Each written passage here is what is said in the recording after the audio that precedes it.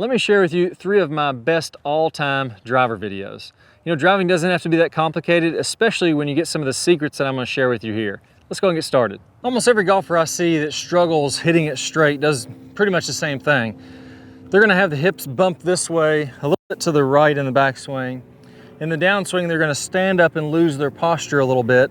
And then that club's going to do all kinds of different things. It's going to slam shut and that ball's going a mile to the left, or they're going to fall back and keep the face open. That ball's going to go a mile to the right. There's a lot of things that could happen that we don't want to have happen when we move that way. The secret to hitting the driver really straight, and I was lucky enough to be taught these things correctly at a very young age, these couple things that I'm going to talk about in this video. I had a lot of things wrong, but I've always been a very good driver of the golf ball because of this. Number one, I have to be angled away from the target. I measured 50 major winners from the year 2000.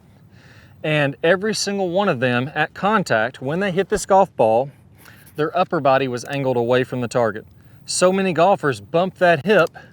Now all of a sudden my upper body gets angled this way, and then we stand up and we're almost straight up and down.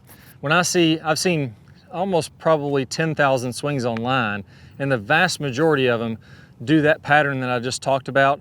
Their spine angle's way too vertical, and the ball goes this way and it goes that way. So let's talk about how to do this. Number one, we want to get this set up right at address.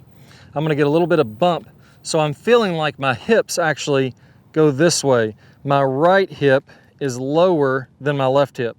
It's just slight, I'm exaggerating here. And I'm feeling like my shoulders are also tilted. That's going to get my entire spine angled back. From there, I want to feel like I get a little weight shift to the right, so my weight's moving to my right foot, but I don't lean this way. As I do that, I want to feel like if I had a club hanging from my chin, that club would be off my chest and it'd be kind of on the inside of my right foot. So if I did it the wrong way and I did this, all of a sudden the club would be laying across my chest, and that club would be up here by the ball instead of being back here like this. So it's a slight move. We're talking a couple inches. It makes all the difference in the world. So a little bit of bump at address.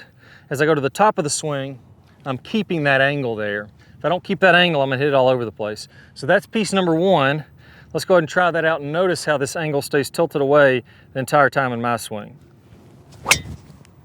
There we go, hit that one right down the middle, just like a bullet. So driving to me, and I hate feeling like I'm being, bragging or anything, but driving feels very easy. If I could do one thing over and over again, I would love to hit the driver every single time, because I'm able to hit it very straight and very far. And it's not because I'm this extremely great athlete, because there's other parts of my game where I'm not as talented as the pros would be. But when it comes to driving, I have these fundamentals right, and it makes it easy for me to hit drives just like you see with the pros. And I think you can too. If you're up a little bit in age, that's okay. It may not go quite as far as Bryson DeChambeau or whoever, but it's gonna go pretty daggone good. You're gonna be out driving your buddies and you're gonna be hitting it solid at the same time. That's the first piece. The second piece here is, as I start my weight shift to the left, I have to feel like I keep my head behind that golf ball and behind my lead foot. So this is a tricky one for a lot of players. Say I'm angled back, wouldn't I be falling back to the right? No, you're actually moving to the left. So I can go ahead and step just like a baseball hitter would be doing. They're gonna step in this front foot. This is angled back, and their weight is staying behind that lead foot. If I'm, wanting to swing from the inside, I have to get that weight moving to the left, but I have to be angled back so I can get this club moving from the inside here. So that's the second piece. You can't just be angled back and stay there and swing off your back foot. That's not gonna work. I have to get angled back and then shift my weight into my front foot and finish over my front foot. So that looks just like this. Again, I'm angled back, early shift to the right. From there, I'm beginning to shift left, and my entire downswing, I'm driving weight into my left foot as I'm angled back. And then as I finish my follow through, the momentum of the club is gonna pull me all the way around to that good full finish. So that's what you wanna feel like. I wanna feel like I'm almost like a spike being driven into my left foot from my right shoulder. As I shift weight, that spike is going this way. I'm not doing this and sliding in front of it. I'm staying back and shifting into that left foot. That allows me to swing from the inside. It allows me to get tons of power and really hit this driver extremely straight. So let's go ahead and try another one out here. Get my tilt. On this one, I'm really feeling like that weight goes to the inside, or it goes to the inside of my front foot, but I'm staying behind the golf ball. My head is always behind the golf ball. There we go. Get that one nice and solid again. Nice little tiny fade, hit really solid. And it's the only reason I'm getting all the way up on my front foot is that my club eventually pulls me around and I'm balanced over this front foot. Up until then, even though I'm shifting hard to the left, I'm staying behind it. Let me hit one final one here. And you can see again, just how much force I'm moving to the left. Really pay attention to how hard I shift to the left, even though my head is staying behind the golf ball. There we go, another good shot right down the left side of the fairway, what would be the fairway. And that's gonna help you to hit it a whole heck of a lot straighter while keeping the power. Now there's two moves that I was lucky enough to be taught very early on, and I see most golfers get these wrong and it causes them a whole world of trouble. I'm gonna walk you through exactly what to do to get your body rotating the right way, your body rotating on the right plane so you can get the club coming from the inside, from the slot. You can get your posture to stay in posture, and you can get that right elbow to stay tucked in on the downswing no matter what day it is. If you think about it or not, it's just gonna come completely natural to you. So let me walk you through this step by step. It's gonna be a blast because you're gonna go out and hit some really good shots. Let's go and get started. All right, so the first move is to talk about how to get the hips and the shoulders moving on the right plane or from the inside. Now, what I see a lot of players doing, if I put this stick through my belt loops here, and let's say this is completely level, if I get tilted correctly and I tilt my spine a little bit away from the target, that means my hips bump forward as my upper body bumps back. That's gonna actually tilt my pelvis down a little bit. My right knee may even have a little bit of bend at address to make sure that I have a little tilt to the right. And now you can see this end of the stick is lower than this end of the stick. And as I go into my backswing, I'm gonna kind of rotate on that plane. So imagine a plane of glass kind of going this way. I'm rotating around that plane of glass and making a really good turn to where I can come from the inside. Now, when I get this little bit of tilt, the reason that's so good is because it clears up all this space in here to come from the inside.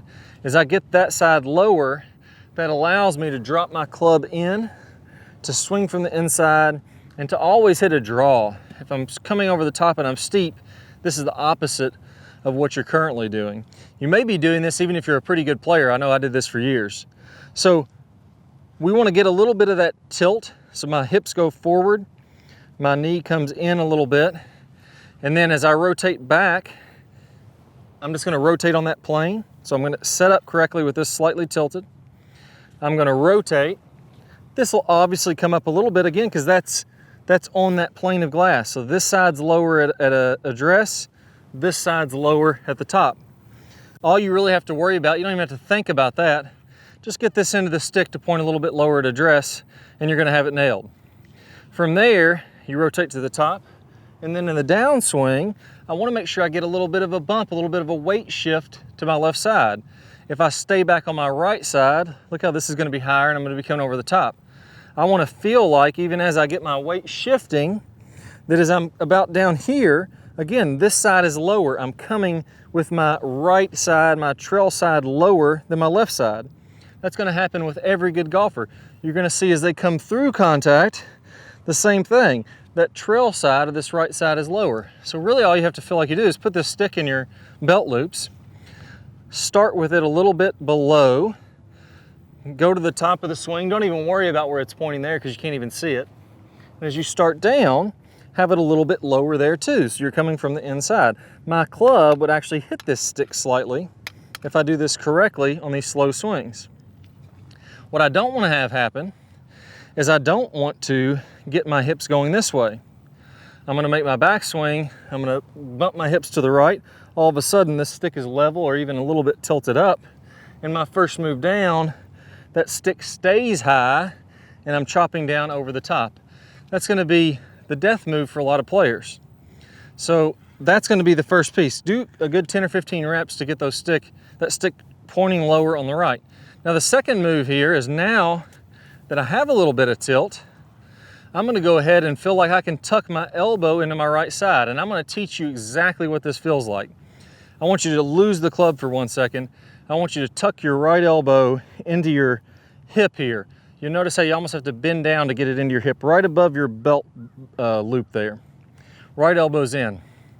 My right wrist, instead of being flat, is going to be angled back. Now most people want to angle back the wrist like this, to where the club face is wide open. You can see from the down the line view, that would be my normal setup. Most people want to get this club angled like this. And in the golf swing, if I did that, I would have my elbow in, but that club would be wide open.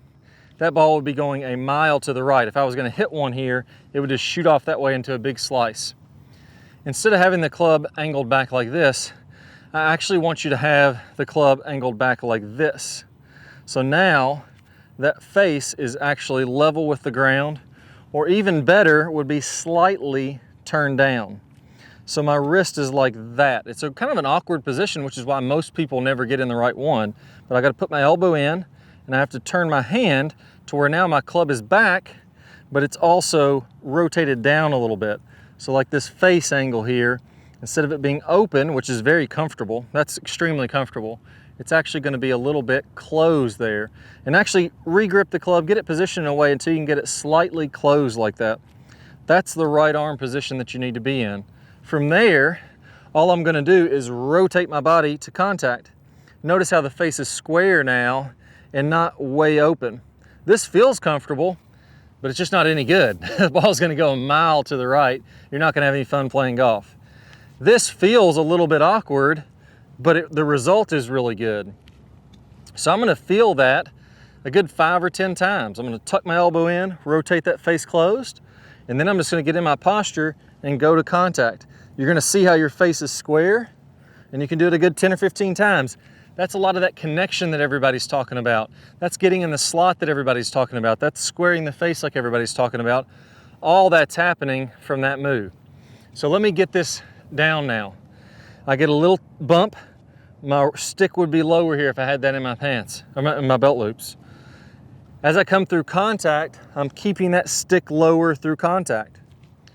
Elbows in, face is squared up now. I'm in that kind of power position that I want to be in, and I'm super connected all the way through there. If you do those two things, it's pretty dang on hard to play bad golf, I'll tell you that. So let's go ahead and try that out. And you can see how at contact, my right hip is going to be a little lower than my left hip, and that elbow is going to be really nice and tucked in. Let's give it a whirl. There we go, hit that one great. Right down the middle of the fairway. All right, so there's one more piece to this. And what a lot of players will do is they'll get this position feeling really good, like we just talked about there, and they try to just hold that on the whole way. Well, the more you try to hold it, the more you end up throwing it. So as I try to hold, what ends up happening is I throw that club back here and I release some lag. The reason is there's no way to create speed if I'm holding that angle. That angle that I just went over there is a position that you move through and a feeling that you have just prior to contact. It's an extremely important feeling. But the second piece of that is going ahead and letting that go. So I've got my tilt, I've got my elbow in, I've got my wrist down, everything's in perfect position here to get me lined up to hitting a great solid shot. Then from there, I have to release that and let that fly away. You can see my club is pointing outside my hands. So if I have a triangle between my forearms, my shoulders, and both forearms there, this triangle, my club is in front of that. Once I'm here, I need to go ahead and let that go, and that's what's going to allow this to feel effortless and fluid and not forced or tight. It's going to feel really, really solid, really, really natural to you. If you ever feel like you're manipulating the club, like your face is open and you're blocking shots to the right, or it's slamming shut and you're snap hooking shots to the left, it feels like your hands and arms are trying to manipulate and save the shot, I'm going to teach you how to hit with momentum so that you can easily hit the ball straight day in and day out. And better than that, I'm even going to give you a surefire way to when things get off track, to get them right back on track so you can be laser straight on a regular basis. Let's go and get started. All right, so let's go over what causes a ball to curve too much right to left or too much left to right. And one of the things that I really want to hit on here is, you know, every single day you come out, it's going to be a little bit different. You're going to be overdrawing it. You're going to be over fading it. Every single day when I come out, I have something that's kind of my bias. So let me go ahead and hit a shot here, and let's see what my bias is today. So I haven't made a single swing yet today. This is going to be my first run, and let's see what this ball wants to do. All right, so there we go. So that ball started a little bit to the left. It wasn't bad, a nice cut. It would be in the fairway, but a little bit overcut. Obviously I haven't loosened up here today. So if I want to straighten that out, I need to make a few simple adjustments more toward the draw side to get things back on track and get that shot straightened out. Well, like I said, I can't be manipulating it with my hands. I have to use the momentum of the club. There's two things that are involved with momentum. Number one, I need to get my body aligned in a way that I can swing a little bit more to the right to promote more of a draw type pattern since I'm overcutting it today. And I need to get the momentum of this club releasing the club face. So today, what feels straight to me is a little too much to the left and the face being a little too open as I'm coming through, not releasing and turning on over as I'm coming through. So a couple easy tips to get it more that way. When I set up to this golf ball, I want to go ahead and line up a little bit more to the right, just a few degrees is fine. The biggest one here is I want to put my body in a position where it's going to promote that inside out path without me having to manipulate it. So I'm going to feel like my head is more behind the golf ball. And then here's a big one. I'm going to feel like my hips bump forward and close at the same time. So if I'm fading it too much, typically my body gets too far up and down and my hips get open like this. I want to feel like my hips are bumped in front. And if I was looking at my belt buckle here, now it's going to be pointed behind the golf ball. So as I set up, I'm putting my body in a position to where now, as I swing what feels straight, I'm coming a bit more inside out. That's going to put my path a little bit more to the right, which is going to get my momentum of my club releasing a little bit better. And then I also need to get this face releasing a little bit better. The way that I like to think about that is I want to make some little mini half practice swings, and I want to pause when my club is parallel to the ground in the fall through. Now if I'm doing this right and I'm letting that club go ahead and release on over, I should see the toe starting to point down to the ground there. Now if you do that and it feels like everything, no matter what you do, that face wants to stay open, I just want to feel like my hands release a little bit early. Here's the way I'd imagine that. If you're turning a doorknob, let's imagine I'm turning a doorknob to the left with either hand. I want to start that release pattern earlier if I'm fading too much, and I want to feel more severe when I'm fading too much. So if you're fading, it's kind of like the hands are staying open like this. I want to start earlier in my downswing, getting those hands to roll, and I want to get them more exaggerated if they don't feel like they want to roll very much. So those two things together will get me more of a draw. I want to tilt my hips forward and angle my belt buckle back here a little bit. That's going to get me swinging more inside out without having to change a bunch of things in my swing. Number two, I'm going to feel like the momentum of the club, just like I'm turning those doorknobs, is going to the left. Now the face is down toward the ground. Let's go ahead and give that a whirl, and let's see if it straightens out the pattern that I have today on my first swing. There we go, and that was a nice draw, almost dead straight. So I did the right amount. Now, what if you don't do the right amount? What if it still is fading on you? All you do is kick it up a little bit more. I'm gonna feel like I'm swinging more toward my golf bag. Again, I'm feeling like I'm putting my body in a position where that's easy by tilting it back, closing everything off a little bit more. And if my face stays open, all I would do is start to roll the wrist earlier and release the toe on more over like that. You notice if I really exaggerate that and I get the toe way over, my forearms are already touching here. So that's completely fine as a feeling and exaggeration if you just can't get that ball to curve from right to left. Now it's easy if you start to overhook it, then all you do is go a little bit more the other way. Open up your stance a little bit, get your body a little bit more vertical. You may be getting too much this way, so you want to get a little bit more vertical, and then feel like the momentum of the club is staying a bit more open this way.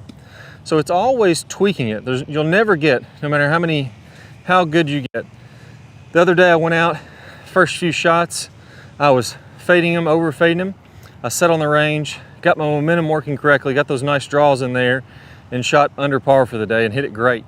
So you're never gonna get to where you just show up to the course and the ball's flying perfect every time. If you do that, if you rely on that, you're only gonna play really good golf maybe 10% of the time. Now, there's another trick here that can be really helpful. I'm gonna take some foot spray powder. This is some Dr. Scholl's Odorex foot spray powder. I'm gonna spray it on the club face here, and it's gonna show me where I'm hitting on this club face. So you can see it's a nice white coating on there. Now, when I fade the ball too much, I'll tend to hit more toward the heel. Even if you swing dead straight, if you hit it toward the heel, it's gonna fade 10 yards, something like that. Anywhere between, just slightly on the hill, it may fade 5 yards. Really well on the hill, it may fade 15 yards or more. Same thing on the toe. I can swing dead straight. If I hit it on the toe, it's gonna promote a draw. So when I'm hitting a little bit too much of a fade, I wanna make sure I make contact more to the toe side. An easy way to get you to do this without having to feel like you change much is to put a tee just outside the golf ball that I now wanna miss. I'm gonna put it a little bit tighter than that. So I'm gonna feel like I wanna hit this golf ball without clipping that tee outside of it. So naturally, I'll start to get my driver more in and hit a little bit more off the toe when that's happening, and that's gonna promote a bit more of a draw pattern. There you go, nice straight shot. Not much curve on that, and we'll see it slightly toe side, which is promoting a bit of a draw. So I know that ball should have drawn a little bit since it went fairly straight.